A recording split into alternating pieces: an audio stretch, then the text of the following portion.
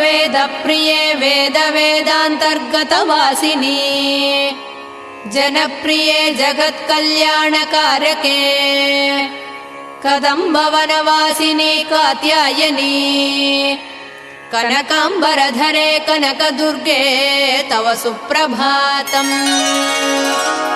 कल्पवृक्षे महाकल्पादिकालनिर्णये मातः मधुसूदनादि महादेव विनुते मन्दाकिनी सलिलसेवितपदे मन्दस्मिते कनकाम्बरधरे कनकदुर्गे तव सुप्रभातम्।